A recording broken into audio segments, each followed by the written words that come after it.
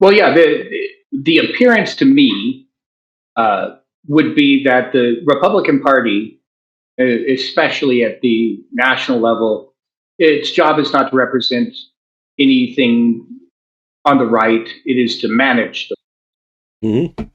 Yeah, it, yeah, and the while claiming they represent it. You yeah, know, that well, the claim is we represent. and a lot of that's because they've become bureaucratic, where they look and say, "Oh, you're trying to do something kind of radical there. That's out there. Let's not do that because that'll upset the apple cart." And you might be right, but if you're wrong, I mean, think of what it's going to do to our funding. Look at the staff here. We got to keep them employed. I mean, yeah. So yeah, you're the bureaucracy of the Republican Party uh, is basically looking to create a brand that's non-threatening, when in fact they're in a situation where their survival probably depends on them being anything but non-threatening. Yeah, I think from the people from the GOP are leaving all the time because they're like going, you're not representing me at all. You're not talking about any of the things that I actually care about. And you're right. They've never been explicitly right wing. They're just like, we're not those guys. Mm-hmm. Well, and we're not those guys. It's not a position. Yeah. Well, that literally was. That's the one thing I always find hilarious when people talk about Republican principles. That was literally their founding statement. Was, all right. We need to somehow cobble together more people than the Democrats have, and the only way we do that is find every single group, regardless of how they link up with each other, and say, hey, are you represented by the Democrats? If you're not, then we'll represent you. And that's why we have this weird starting to drift in a way that, because it used to be, you say, oh, well, the Democrats are for the First Amendment and the Republicans are for the Second Amendment. And you kind of say, well, the Democrats kind of are, and the Republicans are kind of lukewarm on it. And now it seems like both of those are being encompassed by the GOP. So there's definitely some kind of swing in place. But, yeah, the idea that they actually had something, an actual philosophy that they were actually following didn't occur, and they still aren't. I mean, they're still kind of floundering around, trying to figure out how do they mesh up the various factions in their group and made it to this populism that they're trying to define. Yeah. Well, especially the free speech thing, that is one of the biggest things that I've changed my mind on a lot. In that the progressive left, I don't think ever had this as a value. Yeah. They said they had this as a value. Yeah, agree. And then once they're like, oh, now we pretty much run things, we don't need to say this anymore. And they're just basically pulling the ladder up behind them on it. It's the Dune quote about, I will ask for liberty when I'm weak. Mm-hmm. And you will give it to me because that is aligned with your values. And when I am in power, I will take your liberty because that is in line with mine. Mm-hmm. Yeah, that's an excellent. Malice likes that quote a lot, which I find interesting, but I've heard him say it a couple of times. It's a good one. Yeah, it is. Dune is excellent. Yeah, for all of this sort of thing in fiction, at least. Yeah. So yeah, and I absolutely agree. The progressives, one of their biggest issues was for the longest time because there was a strong rift between the progressives and the liberals because there are ideologies that really don't mesh well together. And so the thing is the progressives always had to find out how far they could push it and still keep the liberals in their sphere of influence, dragging them along. Because the progressives were the types who were willing to come in, take over things, run things, make it work. And the liberals were kind of okay, well, we'll show up for a mass rally and throw a bunch of people in there to make it look like everybody's interested in this. But, we're happy to let you run this as long as we're getting the stuff we want out of it. And, yeah. I mean, the merging of liberals and progressives started occurring in the 30s. But I think we really see the breakout here where the progressives are kind of saying, well, you don't have anybody else. You have to be with us. So, we don't even have to pretend this First Amendment thing that we didn't like in the first place. So, you can either stay in our camp or, find your own place. And there is no other place because you'll have to go with icky Republicans if you don't stay with us. Right. And I understand that because the GOP isn't very attractive. Yeah. Anyway. Yeah. I get it. Icky's a good word.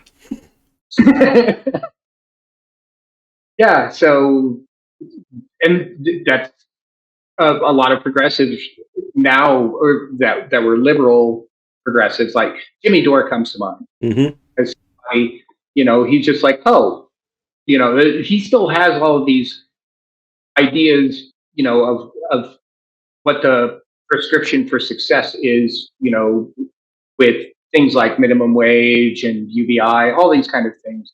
He still believes in all those things, but he also understands it's like, oh, you guys never really were anti-war. Mm-hmm. I was lied to by my camp. You just wanted to get power away from George Bush, but you're happy to keep it going. When it was the same thing. I don't know if he'll ever be dissuaded from his current viewpoints, in other avenues. Well, I think and this is getting way off topic, but I do think I think there is a potential for a realignment of the particular set of factions of the parties, because I think you're getting to the point where, at least on the Republican side, the progressive Republicans are becoming absolutely repulsed by what's happening in their party, and then on the Democratic side, the liberals are getting repulsed by their party. And you're getting to the point where both sides are getting very vocal. And I don't know how they stay in their respective parties and keep going forward feeling good about what they're doing. Because both of them are neither one of them are the type to suddenly become completely apolitical and say, oh, I'm just going to go home and pretend none of this is happening. And I don't see. I wish I could do that. I wish I could do that. Yeah. I'm very serious, that I would love to not be doing this. I would love to not care about this. It's just so incompetent, The cabal of enemies is great. Yeah. And frankly, I think that the Libertarian Party is going to have this problem over and over again. Oh yeah. Because it's essentially it became what it was because the type of people, and there's, I think, a certain part of the whole bureaucracy thing is the type people. Okay, you have some people are just happy with, okay, I'm going to go to work, I'm going to do my thing, I'm going to go home, and I'm not living to work. I'm just doing my thing.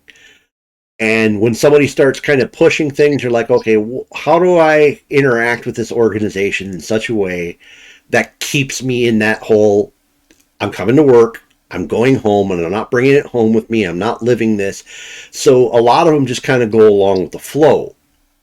Whereas I think you tend to, bureaucracies attract busybodies. And when those busybodies end up sitting long enough, like we were talking earlier, and develop their little fiefdom, where like, okay, I'm in this place, I'm willing to be brash, and pretty much everybody around me just goes, okay, that's not the way I would do it, but it hasn't blown up in our face yet, and it seems to be moving money our way and everything else. So yeah, we'll let you be a cowboy. We're not gonna, we're not gonna freak out about this. And so, yeah, I think that's the nature of it. And so then eventually it gets to the point where it's like, well, yeah, we don't really care what our mission is. It's really about how the money, how do we make the money keep coming in the direction we want? And of course, some people will be going, yay, this is kind of what we want. The outcome, not just the money part, but the philosophy that goes along it, is exactly what we want. But most of the others are just saying, yeah, okay, yeah, the outcomes weren't fantastic, but we still have the money. I just thought of a small organization that I believe basically fits into the third law. HOAs. Oh, very good. Yeah. HOAs are constantly like this. Yeah. Yeah, they're supposed to be very moderate, where it's like, okay, all we're here to do is make sure that the property values don't plummet because somebody, starts parking cars on the front lawn or something like that. Or someone does, someone doesn't open a bordello in the middle of the development. And, then over time they lose their minds.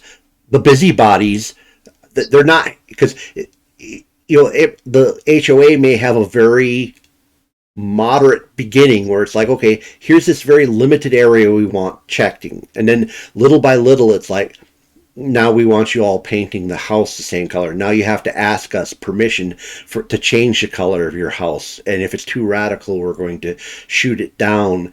And if I look across the street and I don't like what you're doing with your property, if there's too many weeds in it, or I don't like how many Christmas decorations you have, or I don't like I think tree you planted. Yeah, your American flag is too big, or you've put up a political sign that I don't like, or whatever it is. Yeah, HOAs is a fantastic example.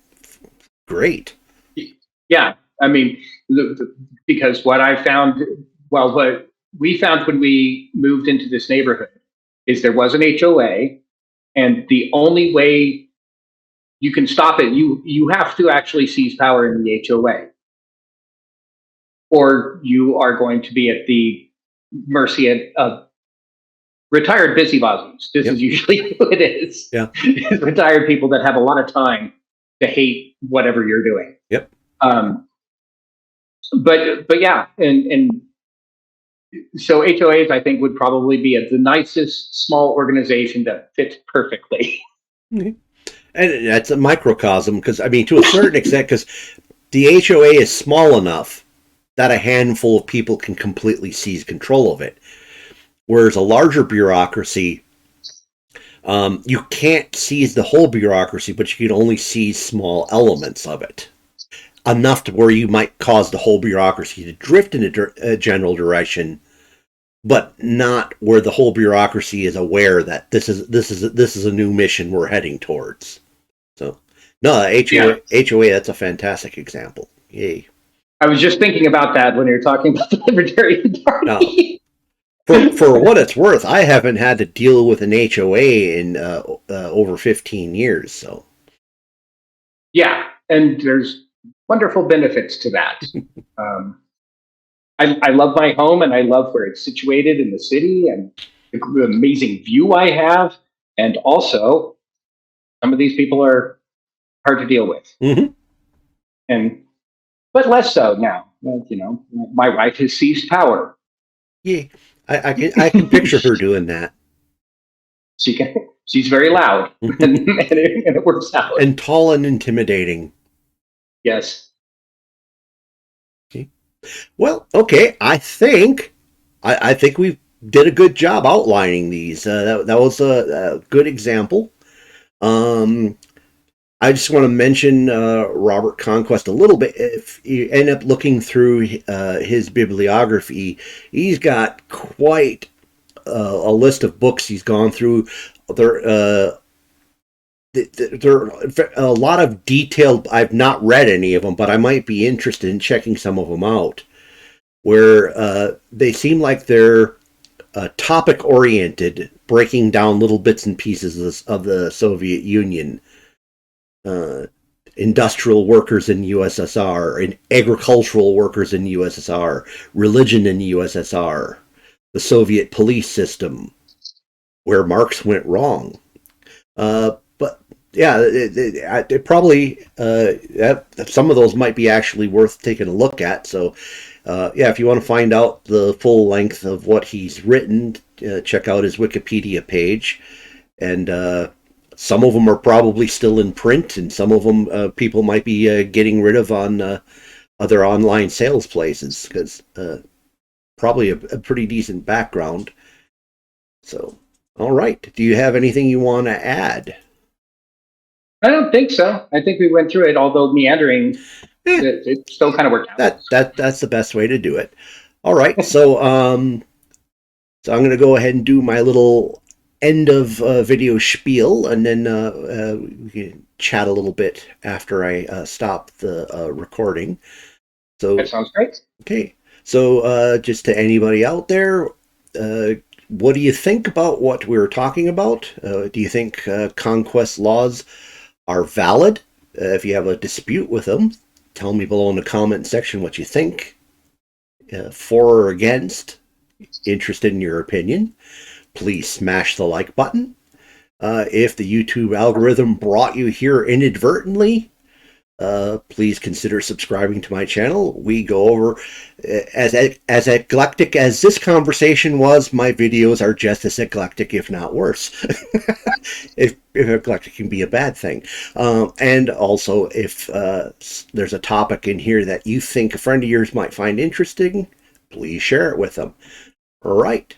Thank you for spending time with me and Colin tonight. Hope to see you again in a future video.